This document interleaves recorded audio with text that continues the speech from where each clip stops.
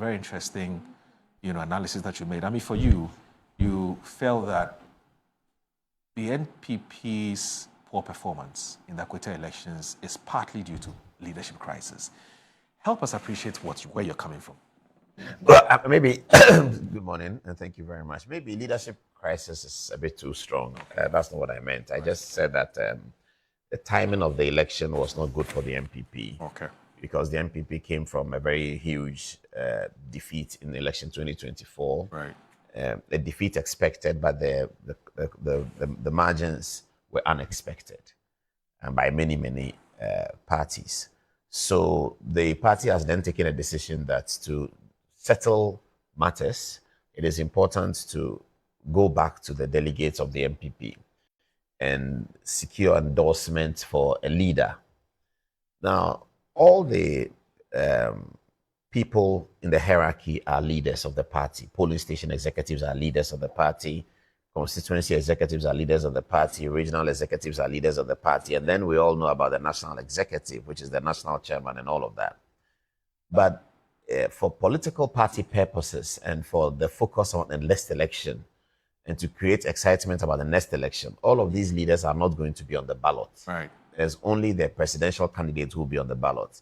So the normal process of selecting and changing leadership within the political parties, which occurs every 4 years, was suspended by the party. And a new decision was made that the party first ought to elect that de facto leader who would be on the ballots for the next election. That process went through some difficulty, but eventually it was approved by a special delegates congress at the Legon Stadium recently. Since that occurred, the party has been shaped into a leadership contest so that many key activists of the party today are defined by their support for one leader or the other, one aspirant or the other. Aspirants have started their campaign subtly, but now the whistle has formally been blown. And just a week before the Akwatia event, one of the major events of the contest for January occurred, which is where candidates are returning the forms to the party office and file the forms. Fanfare was created about this one, and separate times and dates were given for all the aspirants to come in. They all came in with their supporters, and there was evaluation of the size of whose support is bigger than who, and who did what and all of that. So just the next week, or even around that time, the campaign in Akwatia was going on, and then the next week it hit a crescendo. The problem the NPP had in Akwatia was that if Kennedy Japan is coming over to campaign, he's coming with his people. You might not see a Miracles Abuaje in the Kennedy Japan team that is coming to Akwatia. If Dr. Baumia is coming to Akwatia to campaign, and apparently from what I'm hearing, there was arrangement by the national executive that what time does Dr. Baumia want to come? What time is Kennedy Japan coming? What time is Brian Achampong coming? So that they'll make arrangements for it. And all of them go and address portions of the constituency where they feel that the demographics will favor the message of one candidate or the other. In fact, some of the candidates for the NPP presidential aspirants did not even go to Akwatia. Kwabena Japan, for instance, was not seen in Akwatia. The presidential candidates and their inner circles were also making a calculation that going to spend time and money in Akwatia to elect a parliamentary candidate who may not necessarily change much with the situation in parliament, and going to delegates to spend time and money with them, which may occasion votes for our tickets in January, most of them were choosing the latter, which is that they wanted to go and spend time and money with delegates who they can secure to work for them. So a by-election coming in at that time was going to be quite difficult for the NDC, especially for the NPP, especially quite when you are in opposition and the government is probably stronger, a new government with a goodwill and all of that. It was naturally going to be difficult. I recognize this as the most important reason that may occasion the NPP's defeat. And eventually when the defeat came, I thought I was right in recognizing that this was going to be a problem. Now, since the events, you've seen social media, people saying that the candidate was wrong. The choice of candidate was wrong. The candidate should have been Amase, but they didn't use Amase because he's a Kennedy Japan fan.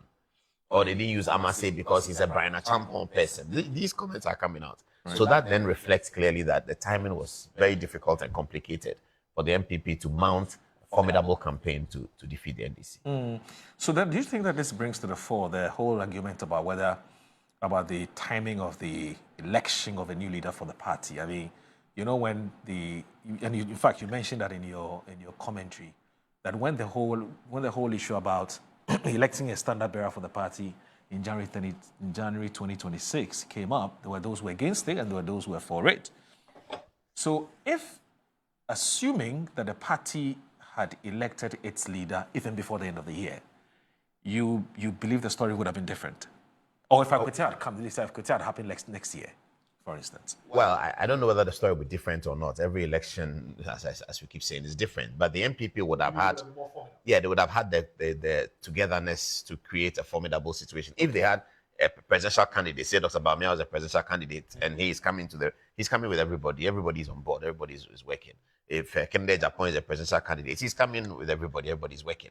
But if Dr. Bawumia has to come and leave, and then Kennedy Japan's people have to come as if they were going to file their nominations, you are naturally going to have a difficulty. And parliamentarians, because the race, as they say, is getting hotter, parliamentarians and important officials of the party who want to appear neutral ahead of January will not be able to show up either with this candidate or that candidate. And so they really can't show up at all, because if you are a Adom-Otchere, an important person in the party, or you're a Hackman Uswajiman, or you are Honorable Yaberima from Koforidua, and you are seen with Kennedy Japan's campaign in Akwatia, then the connotation will be that, oh, Hackman Uswajiman is now supporting Kennedy Japan, or you are Dr. KK Sapon, or any such important NPP person.